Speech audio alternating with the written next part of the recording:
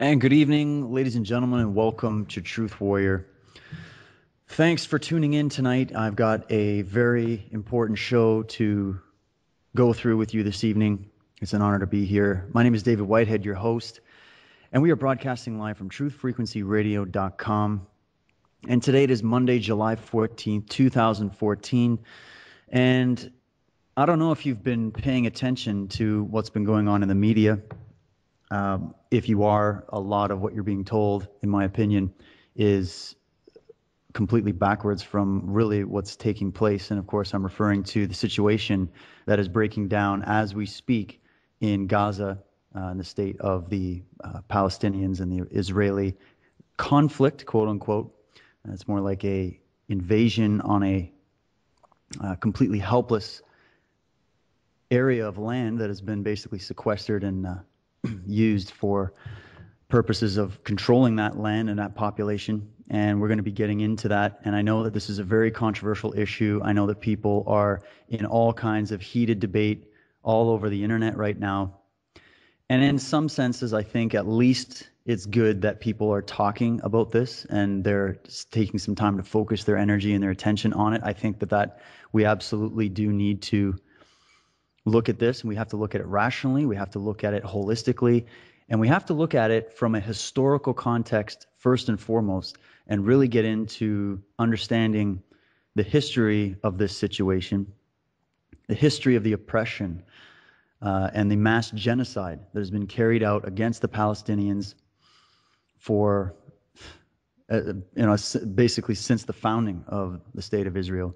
And I know that a lot of people will be up in arms and call me anti-Semitic, but there's a huge difference between attacking somebody's religious position, attacking somebody's cultural background, their race, their sex, their creed, and just attacking something that is a flat out lie and something that needs to be exposed.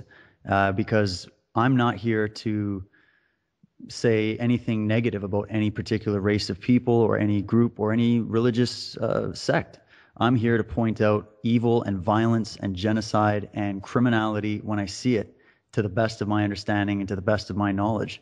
And I think it's important that we look at both sides. And I was told the other day, I was posting a few articles and things on my Facebook page, and I was told by somebody, well, of course, there's two sides to every story. And I say, yeah, friggin' right, man. Friggin' right, there's two sides. And what we're being told by the media is only one side. And I would suggest to you that that side is heavily spun and that what you're getting is very filtered information. And we have someone coming on the show tonight, a very special guest. I have a lot of respect for this man. He is a truth warrior. He is a modern day philosopher, and he's a great person. He's been on the show before. And of course, he's the one only Max Igan. We're bringing him on the show because he actually has been to Palestine, to Gaza, at the risk of his own life. He has friends there on the ground. He's been working with groups all over the world and researchers and people all over the world to try to shed light on what's really taking place there. And so I thought it'd be good to bring somebody onto the show tonight who has a very seasoned background in what's going on in that area, and it is a great honor to have him on. If you're not aware of who Max Igan is, you're definitely missing out. You need to go to thecrowhouse.com, check out his website. I've been following his work for years. He's a documentary filmmaker. He has a radio show. He does interviews. He travels the world. He does conferences, and he brings light to many, many issues that affect us all. So tonight we're going to be having a very serious and enlightening conversation with Max, and it's important that we do that. It's important that as adults, as modern day truth warriors, that we get together and we talk about these things, and we do it in a careful, respectful, and truthful manner. And it's just an honor to be able to have Max on the show. So Max, welcome back to Truth Warrior, brother. Thank you so much for taking time out of your busy schedule to join me here tonight. So welcome to the show, brother. Pleasure to be here, David. Thanks for asking me on. And it's like you say, it's very important that we do put some focus on this issue. So it's a pleasure to be here doing so. Well, pleasure. When I say pleasure, it's not a pleasure that I have to be. It's not a pleasure that it's happening at all. But I'm grateful for the opportunity to be able to come and shed some light on the issue, you know. Oh, absolutely. And that's why I wanted to have you on. And I just want you to know, I know it's been an emotional roller coaster for you. You've got some friends and people that you care deeply about.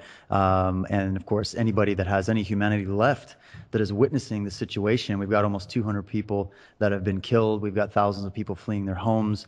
We've got all kinds of things going on behind the scenes that a lot of people are not aware of. And I wanted to just start the show off, Max, with actually the quote of the day from your website. I was just checking it out. I love the archive of quotes that you post. I love when somebody can sum things up in one or two sentences. And I just wanted to read it to set the tone for the show with you today. And this quote comes from Dante Alighieri, and it says, "The hottest places in hell are reserved for those who, in a time of great moral crisis, maintain their neutrality." And Max, what do you think? Are we not suffering from that on a colossal scale here in the West? We are collective neutrality. We just don't want to get involved. Oh, there are two sides to every story. Well, yeah, there are two sides, and like you say, we're only hearing one. It's really important that people focus on what is actually going on in the Gaza Strip. Put all the stuff out of your mind about how whether these people are terrorists or whatever. Well, they are human beings, and you've got to look at what Gaza Strip is. Gaza Strip is not a hotbed of terrorists like people tell you. Even Hamas, the government, the democratically elected government, which is in control of the Gaza Strip, and which is simply a government Israel didn't like, consists of only a few hundred people at most, okay? A few hundred people. There are 1.8 million people in the Gaza Strip. 900,000 of them are children. They are held in what is essentially the world's biggest open-air prison. They have a wall around three sides of their country, and they have an ocean on the other side of their country that they are not allowed to use. If they use the ocean, they get shot. They can go for a swim, but they can't go fishing. They can't do any of that sort of stuff because there are Israeli gunboats that don't let them use the ocean. So they're trapped in this prison, and that's what Israel is currently waging a war against, right? These people have been locked in there. They've been sanctioned. They have no supplies. The only weapons they have are homemade fertilizer-powered pipes. Of the thousands of rockets that Israel says it's defending itself against, there has not been one Israeli casualty from, And we've got to really look at how this current conflict started, what's actually going on in Gaza Strip at the moment. I mean, a few weeks ago, there were 3 teenagers that were kidnapped in the West Bank. That's how all this started to turn ugly. And it was never proven that these teenagers were kidnapped by Hamas or anything, but they just whipped up a storm and went and bombed Gaza, which is not even West Bank. It's a different place, So it's absolutely horrendous what's going on there, David. It really is. But look, these 3 teenagers were kidnapped, and then the Israeli government knew that they were dead the day that they were kidnapped, because one of the teenagers was actually on the phone to the police saying, "We've been kidnapped." And they heard him get shot. And the kidnappers were speaking Hebrew. So it's very debatable whether these were Arabs who killed these kids or whether they're just right-wing Israeli extremists. Because whoever would do this, I mean, the only possible outcome would be the obliteration of Palestine. So whoever did this wanted Israel to go to war with Palestine. So there's clue number 1 of who may have done it. But it was never proven that they were Hamas, and the Israeli government knew they were dead straight away, but they didn't tell the public. They withheld the information, and they whipped up a racial frenzy for 10 days. And then they went into the Gaza Strip, a completely different area, miles away from Hebron where the youths were killed, and they started bombing the refugees in the Gaza Strip. This is completely unacceptable. The other day, there was 172 people killed, mostly women and children. They've been bombing special needs centres, schools, mosques. They bombed 2 cemeteries. They bombed the Fun on the Beach cafe where the families were gathered to watch the World Cup. This is one of the only places in Gaza Strip where there's actually grass and you can take your family and you can have a nice day out. There's rides for the kids. They bombed it. They covered the beach in body parts. They've been obliterating this place for hours and days. They've killed hundreds of people, injured about 12 or 1,300 people. I don't know what the death count is now. There has not been one Israeli death, and they're calling this self-defense, and they're calling it a war. And the media is calling it a war. And you need 2 armies to have a war, David. You can't have a war with the world's largest military force on one side, one of the world's most powerful militaries in the world, maybe not the largest, but it's got the most sophisticated weaponry in the world, against a refugee camp of 900,000 children and about 800,000 adults, half of which are female, and of the male population, less than 1% of them owns or has ever fired a gun. And I know this for a fact because I've been there myself. And what we're getting from the media, we're seeing all of this rhetoric that we need to go and support Israel.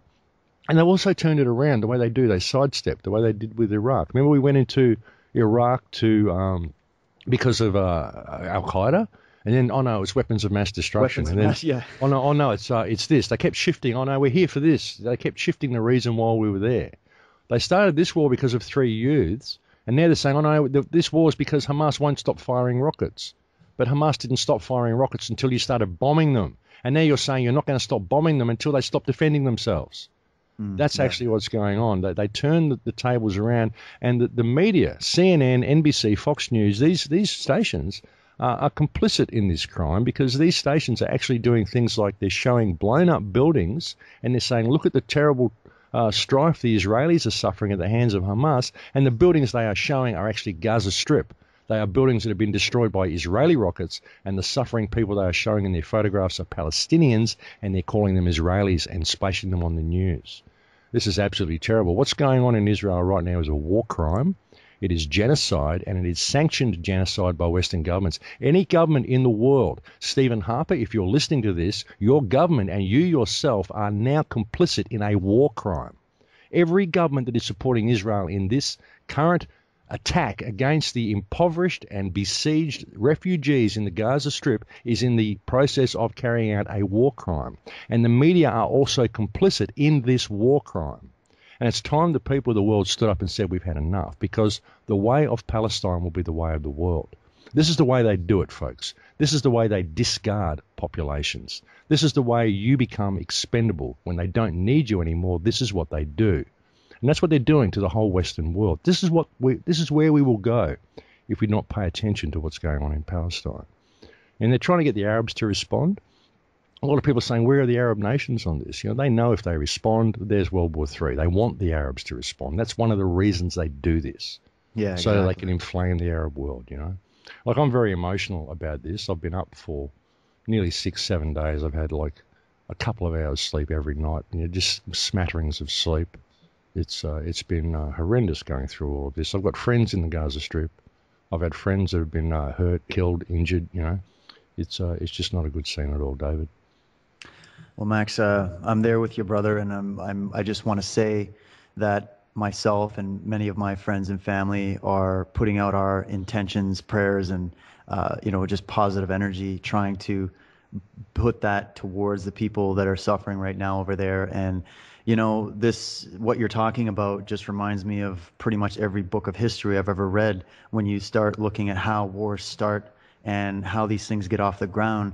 And when you see that there is still imperialism and the movement of, these different groups that are trying to take over land, and they always have these justifications as to why they need to go and attack one person after another. It starts from, the history of looking at the Old Testament of the Bible, where there was a justification for why certain races, certain bloodlines needed to be wiped off the face of the earth.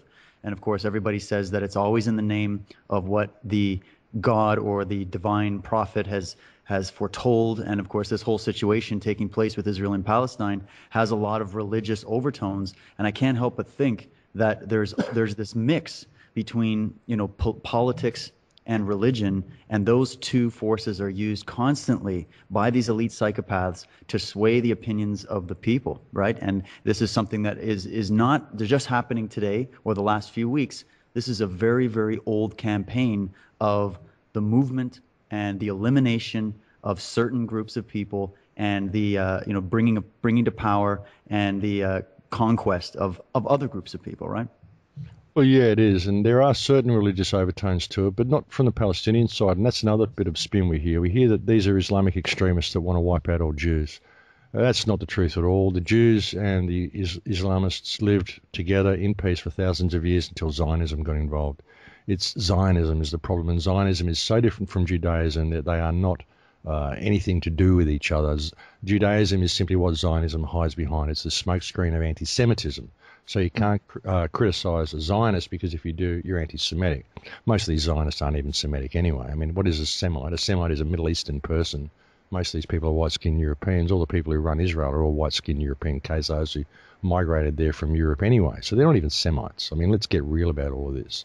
And many politicians, like regular Americans and Canadians, have stood up and said that they were Zionists, and they obviously follow the ideology and support the Zionist mentality. So they're not, they don't practice Judaism. Yeah, exactly. To me, I look at Zionism. I think Zionism is a psychic pathogen. I think it's a mental disease that causes people to believe they're better than everybody else and to kill everybody else who disagrees with them, and it also makes them want to go out and steal countries. I think it's a pathogen, personally. But Zionism is the problem. The religious aspects of the Palestinian-Israeli conflict come solely from the Israeli side because of the Jewish supremacist system. And when you look at the Bible is a very, very dark book. There's not a lot of happiness in the Bible. You don't see a lot of really happy stories, A lot of real bad stuff, a lot of really, really depressing stuff in the Bible. And if you look at the Israeli culture, what they've set up there, the Zionist education system, they actually teach people that the Bible is a history book. And they learn the Bible from when they start school till when they graduate, and they learn it as history. And that's what they believe. They fully believe it.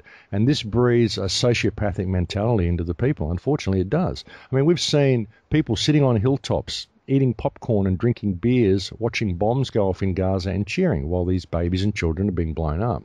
We've seen one of the lawmakers in Israel, a woman no less, beautiful woman, a mother, giver of life, say that Palestinian mothers, they need to be killed because all they do is give birth to little snakes.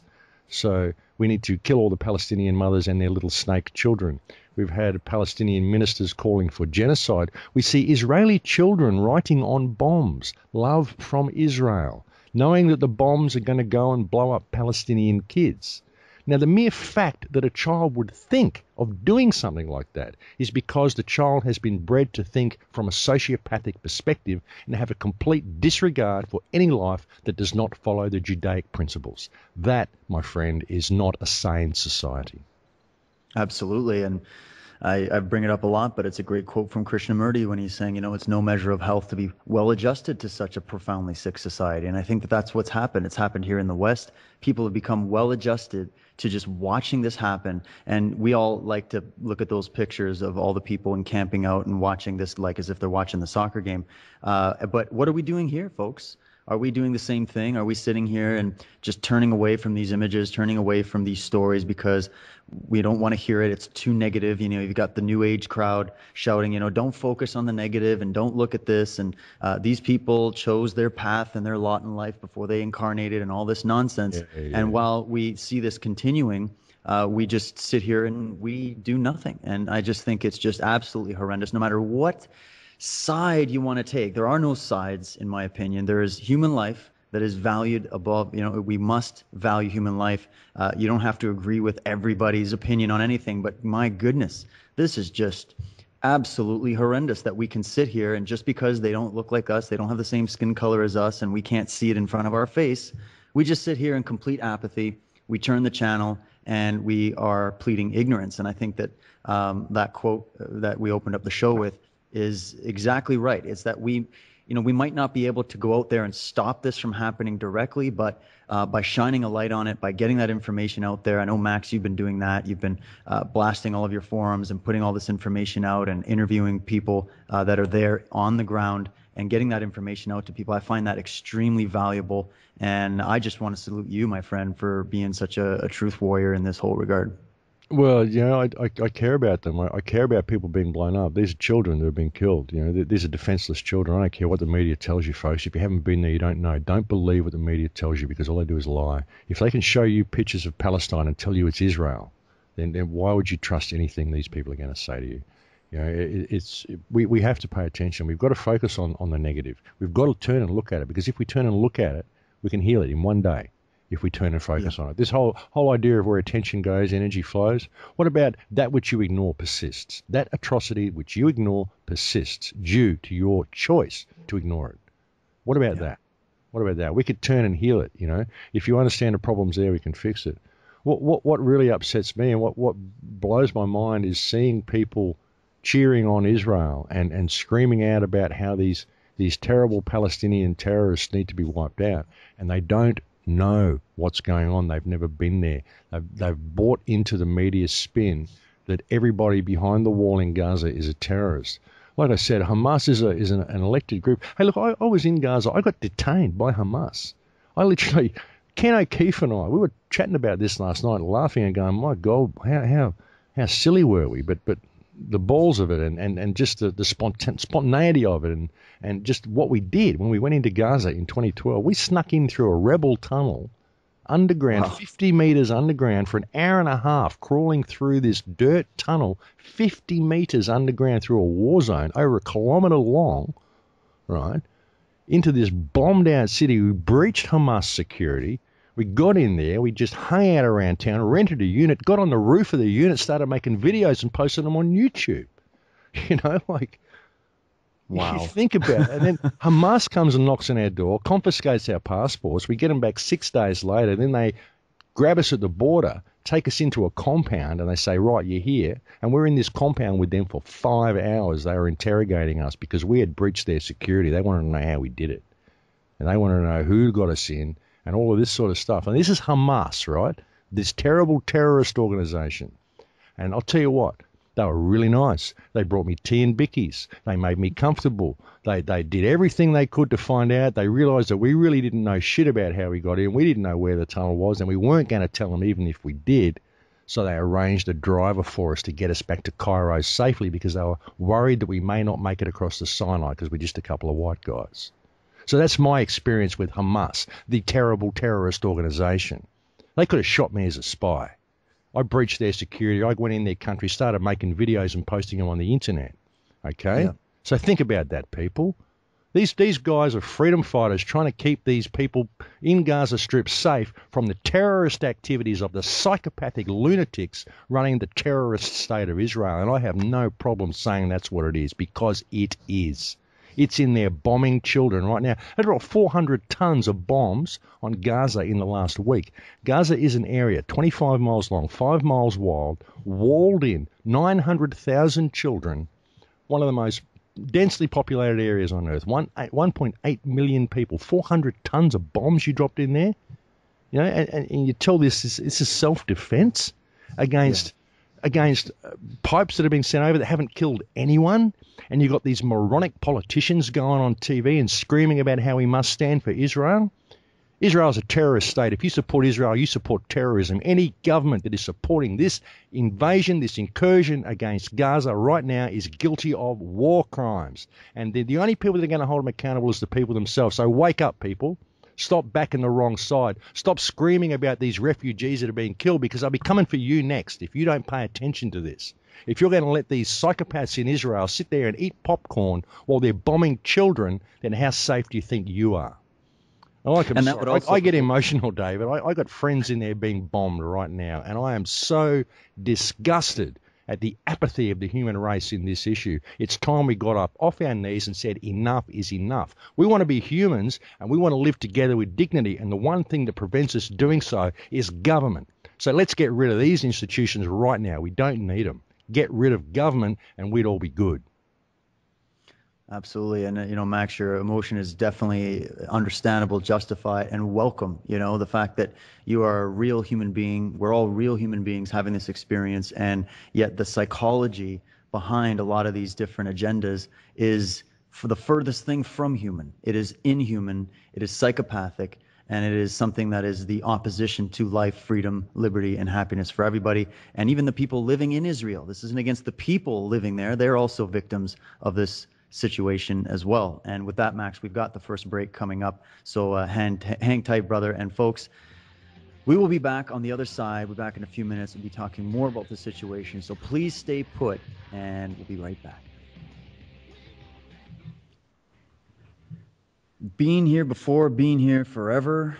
That seems to be the story of the Palestinian people living in Gaza, who've constantly been getting bombarded by the military of the Israeli government. And of course, what we're talking about here is not just we're not trying to poke anything at people that live in Israel or people that have certain values, belief systems, or religious ideologies, but we're talking about a government, a rogue criminal government state that is using its power to abuse helpless, innocent people. And we are here tonight speaking to my very special guest, Max Igan. And for those that may not be aware, Max has been shouting from the rooftops about this for a long time. He's actually visited Gaza. He's been to Palestine. He's seen it with his own eyes. He's got lots of friends on the ground. He's in an emotional state now, understandable. I myself have been losing sleep on this and trying to get this information out to people because, you know, people like Max and myself, and I'm sure if you're listening to this show and haven't turned us off because you think we're anti-Semitic, we care about human life and we care about justice. And we want to see peace, harmony, and abundance come for everybody. We're not here to say that one group is better than another group, and we are here to stand for the people that are incapable of standing for themselves. They're not in a position over there to actually physically fight Israel and the armed forces that are waiting at the gates, and they're being bombed to oblivion right now over the past, I guess, week or so, maybe 2 weeks now. And it's just an absolutely horrific situation. The media is spinning it in every direction possible. And Max, welcome back, man. Would you say that the media itself may have a lot of this support for the Zionist agenda because it itself is ultimately controlled by a lot of the big wealthy families that are really involved with this whole Zionist notion, right?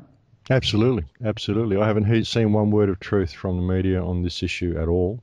It's been shocking, and people thinking this is a religious issue and it's a big war between Arabs and Jews. It's ridiculous because the Arabs and Jews lived in Palestine in perfect harmony for thousands of years. They were babysitting each other's children as recently as 1946, until the Zionists got involved. The Zionists from Europe, and these Zionists from Europe are mostly descendants from the Khazars who converted to Judaism anyway. I mean, we won't even get into that. That's a whole other issue to get into. But these are people who have no genetic ties or hereditary ties to the land. They're white people. You know, Semites are Middle Eastern people, dark-skinned people. Palestinians are Semites. Arabs are Semites. You know, local Israelis that come from the Holy Land of Israel that existed for centuries within Palestine are Semites. These are Semitic people, Middle Eastern people. That is a Semite. The ones that came down from Europe were not Semites. They came down and decided to turn the Holy Land of Israel into a state, and that's where it all started. And you've got to understand, I mean, these are people who suffered terribly in Europe. They were persecuted, all sorts of stuff happened. They'd found a home in Germany, and then they backstabbed the Germans through World War I, which caused World War II, and we won't even get into that. I mean, you can trace this back. This whole Zionist ideology is what basically created the whole mess that we saw after World War I, created the whole mess of World War II, and then these people were so persecuted that they were brought down to Palestine and given a country, but in doing so, the people who lived there were displaced. And that giving these refugees one country created a whole new group of refugees, which was far larger than the group that was coming down. And the Israelis and the Jews will sit there and say, no, there were never people living in Palestine. Palestine was just a place. It wasn't a country. There were no people here. Well, there were millions of people living there. They were, no, they're just Arabs. They weren't Palestinians. Well, why not? They were living in Palestine. Of course they were bloody Palestinians. What are you talking about? And one of the arguments they say to me, I've actually had Jewish people say to me, well, if Palestine had Palestinians in it before we came, name one Palestinian government that they had. Name one Palestinian leader that they had. Name one Palestinian president. And I say, well, perhaps they were intelligent people who were able to be responsible for themselves and didn't need a government. Because what is government? Government is a mechanism that's put in place by a bunch of sociopaths who've tricked the population into believing that we need them to take care of us. Well, a government is a mechanism by which these sociopaths steal everything you own, and they provide a little nanny state for you to look after you because you can't look after yourself, can you, you poor little thing? You know, that's what a government is. So you need to wake up to yourselves. We don't need government. You could govern yourself if you had the choice to be responsible. If you decided to make the choice to be responsible for yourself and respect the people around you, you could kick these criminal thieves that are creating all these wars and stealing from you out of office, put them in jail where they belong and govern yourself. I think it's about time the human race started to look at things from that perspective. I think maybe we should have grown up by now, and we may not need a nanny state to steal from us and kill people around us anymore, you know? Absolutely. And I mean, we just have to look at the situation that has happened even within our own countries. I mean, here in Canada, we used to spend no more than about $6 billion a year on military defense, and we were always hailed as being just a peacekeeper. We never really went into the crazy types of war zones in the way that the Americans did. So we had a lot of respect around the world. But now, because of the Harper administration, we're now spending over $25 billion a year or something ridiculous like that now on military spending. We're sending all these jets over. We were a part of what they did to Syria. We were a part of what's happened in Iraq and Afghanistan. We were a part of, everything, because we are, of course, part of the G8. I mean, not even just the G20 nations. We are actually part of the small, special elect group of nations that get to partake in this continued Western assault on the Middle East. And we've seen all kinds of propaganda coming out ever since 9/11 and the invasion of Iraq, where, like you said, Max, they couldn't even figure out the reason that and the appropriate enemy. First day it was Saddam Hussein or Osama bin Laden. They couldn't decide which one, and then they didn't know what reason they were going to go in and invade these people, and they figured, okay, it's weapons of mass destruction. And then George Bush couldn't find it. He was looking under his desk. He was looking under people's chairs. He couldn't find them there, making jokes about it. They never found them. Still haven't found them. And over 2 million people suffered as a result of that. And these are the people telling you to support the state of Israel, who are doing the same thing to the Palestinians. I mean, I don't know, Max, do you think that this has anything to do with a desire to bring about another global conflict? Oh, absolutely, absolutely. That's one of the reasons why they don't wipe the Palestinians out completely. And when they do go in there and obliterate them, they do it with such ferocity and such animosity and with such brutal disregard for human life. They do it to try to inflame the Arab world. Israel has been attempting to kickstart World War III ever since its creation. Israel will tell you all it wants is peace, but it will do everything it possibly can to prevent peace from happening. This is the way it works. Oh, poor us, poor this, poor us. We're the victim. And they're running out and creating all the conflict they can. And they do it, it's all very, very masked. Everything's always backwards. We are so peaceful while we're creating war. Look at the Israeli army. It's called the Israeli Defense Force. And all it does is carry out acts of aggression on its neighbors. It's not defending anything. It's attacking all the time. That's all it does. But it's always wasn't one of the bombing raids in this situation called like Operation Brother's Keeper or something like that? Yeah, something like that. I mean, this is the mentality of these people. I mean, look at the 2008-2009 confrontation they did in Gaza. It was called Cast Lead, right? Just cast lead over this population of children. Just cover the whole place in lead, It's a sick culture, But like we can fix this. I think all of these things are causing to wake the human race up. For me, I'm sick of my government. I'm sick of this slavery system. I'm not their slave. I'm not a name. I'm not any of the stuff that you think I am. I'm a free living entity, and I will not take shit from any of you anymore. And I'll call you out, any of you. And I keep saying, any politician, any news reporter, come on, let's have a debate. Let's go on air and have a debate, public debate with any politician or any mainstream reporter on this planet. Let's go head to head and let's talk about all this stuff. Because I'm not taking a backward step to these people anymore, and I'm going to expose them for what they are. And it's time we all stood up and stood in our power and stopped this mess from happening. Like we can change the direction the ship of state is sailing, but we have to take responsibility for the direction that it's going. Because all of these problems are happening because our governments are out of control, and they only remain out of control because we're too scared to exercise the power that we have. And we're divided from each other. We don't live in united communities. We're always battling each other over religious differences or social differences or economic differences, or all of this rubbish that's been put there for us to keep us divided. And these sorts of events in Gaza right now are giving us the opportunity to wake up to ourselves and stand up and respect human life. That's all we have to do, is stand up and respect human life. If we did that, the whole world will change. Don't expect your governments to do it. They're not going to. They create this whole mess. Like I said, a government is a mechanism by which it steals from you, it sends your children out to die, and it teaches you that you can't look after yourself. Well, screw them. I can look after myself, and I don't need you, and I'm not your slave, and I will not do what you say anymore.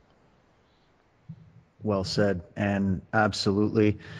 And that may seem extreme for people, but then you just have to start looking at the extreme actions of what we call government and really look at the history of how government was foisted on you. Remember that we've all been born into the system, and none of us live old enough or long enough to actually have the objective point of view to look back and see the same lies repeated again and again and again. Although because of the climate that we live in, they seem to have to ramp up this continual push towards stripping us of our liberties at home while, spreading chaos, death, and destruction abroad.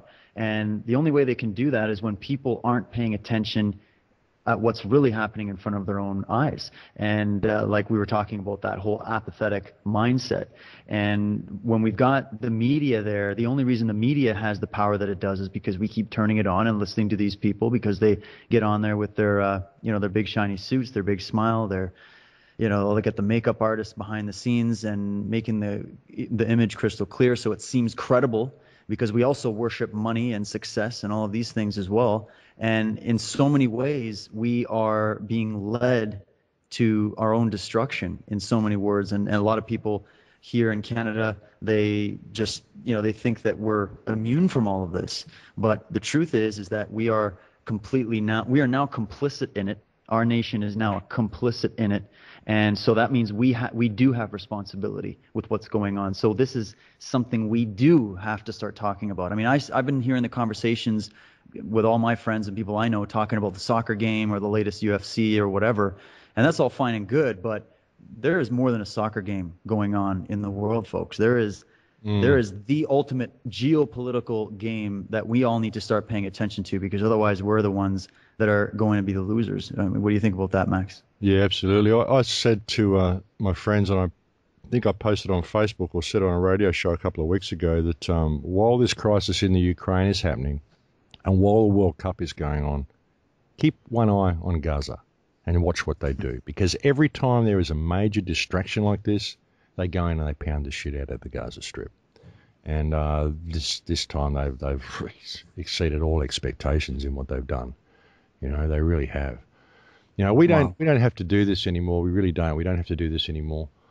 We can bring these systems down. We can bring our governments down. All we've got to do is rediscover ourselves. I'm going to get something completely on a different topic here for a second, because this is something you can apply to your own life. And this is something I'm going to do as well. And I'll backstep for a second. I got a bill in the mail yesterday. I went to my mailbox and I got a tax bill. The government says I owe them $2,500 tax. I put the thing, I put it straight back, and I wrote on the bill, I said, I refuse to pay tax to any government that is supporting the current genocide in Gaza. And I sent it back to them.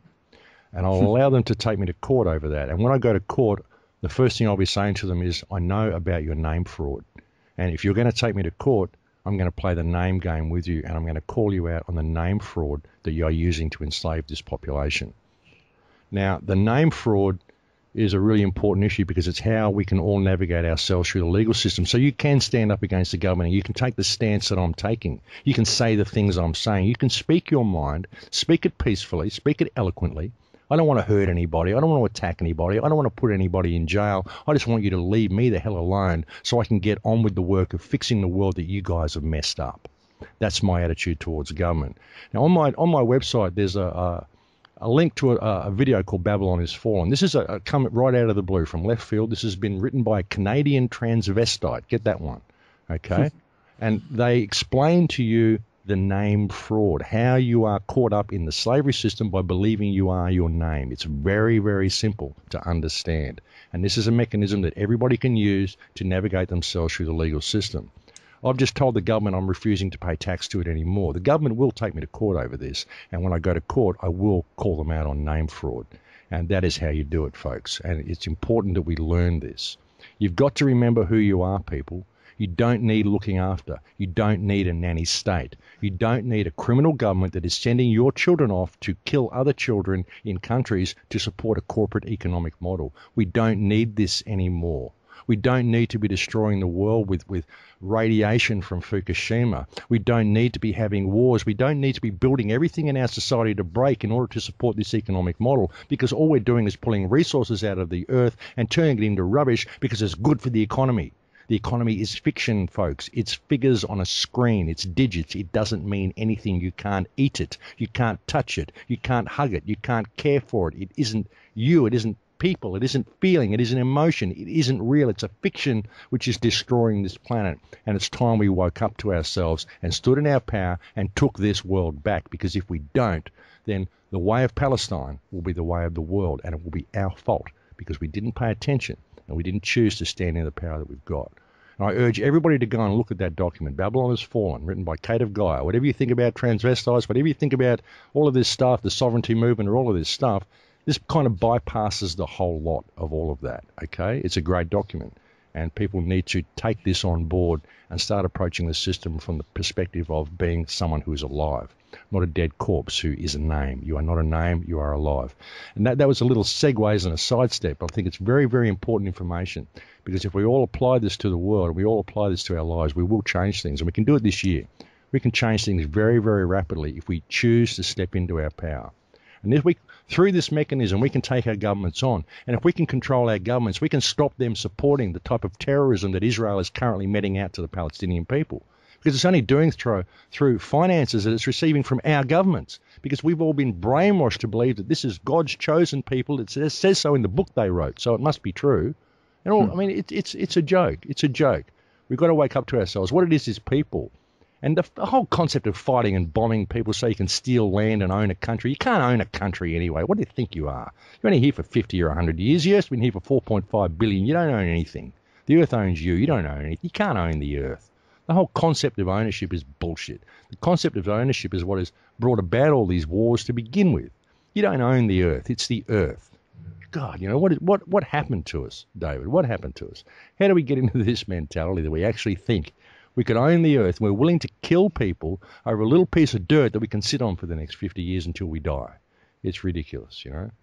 Well, absolutely. And it's a good point as to how this happened, because obviously there have been those nefarious elements throughout our history that have been trying to influence the multitudes of people to remain in a position of ignorance as to who and what they are, to remain in a position of ignorance that it's a complete illusion that this whole idea of owning land and owning people and putting a flag in the ground and declaring it your land and wiping out all the people that used to live there and then all this kind of stuff. With the fact that we've been ignorant of it is a big thing. But the other thing is that we're also afraid of our own shadow. I mean, one of the things that's been done to us, the way I see it, is that we've all been mind controlled into a state of fear, and we're constantly bombarded by fear. We don't even. I work in a martial arts studio on a daily basis, and I meet really good, like amazing, well-intentioned people. But my job is to try to turn them into warriors, and warriors not for going out and causing mayhem, but just being an empowered human being that can navigate their way through life without having to bend their back to somebody that's trying to, tell them what to do and how to think about themselves. We're talking about empowerment here. And so I think one of the biggest things that's been done to the human race, when I look back historically, is that we've been severed from our own internal innate power. And that's what we are. We are here to be creators. We're not here to be slaves.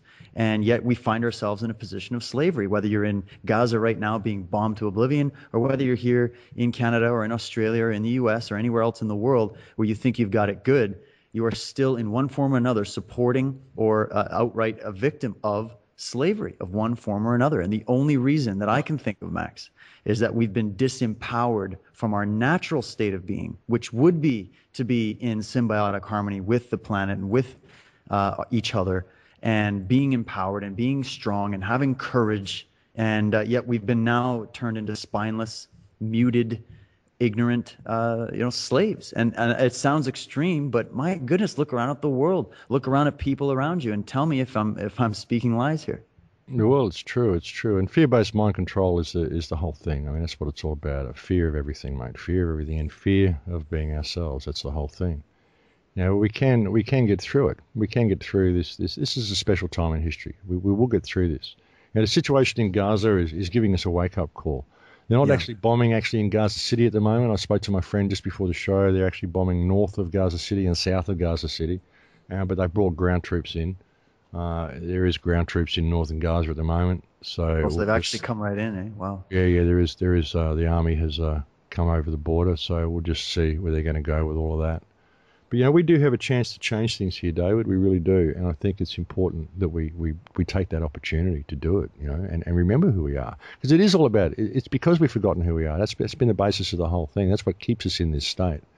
Yeah. We have an opportunity to fix that, and we have to do it. We have to seize the opportunity and stop this madness.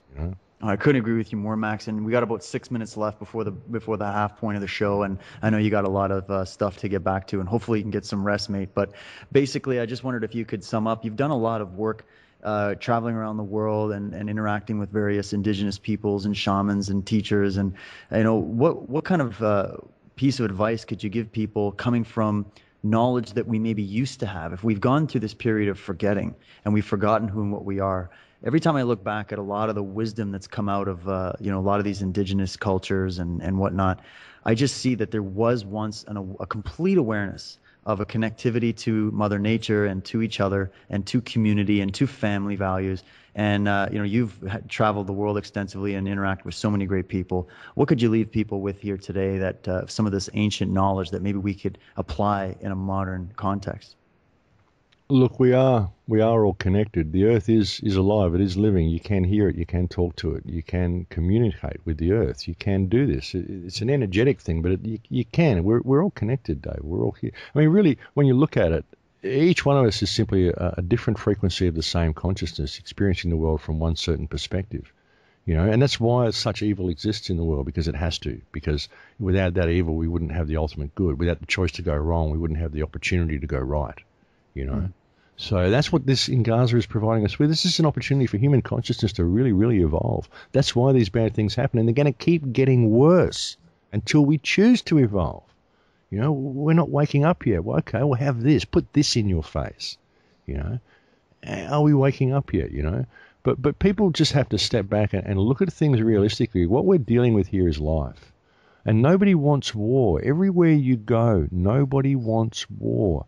And this whole talk of Islamic extremism and all this sort of stuff, Islamic extremism was actually started by the United States, books that were published in Pennsylvania University. That's when the first ideas of Islamic extremism came out. The whole extremist edge of Islam was created by America in order to convince the Mujahideen in the war that they had with Russia that the Russians weren't just attacking their country, they were attacking their faith.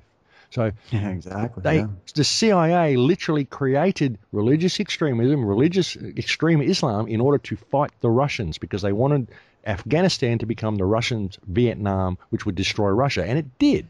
It did exactly what Vietnam did to America, only even worse. It completely broke down the Soviet Empire, the Afghan war, that America kept going and trained those fighters and created this extreme element, which ended up turning into these guys who are out there nuts blowing up things, and none of these guys are actually following their religion. Nobody from any faith, whether they be Christian, Jew, or Muslim, who causes violence against another person can be accused of being a representative of their religion, because all monotheistic religions are religions of peace.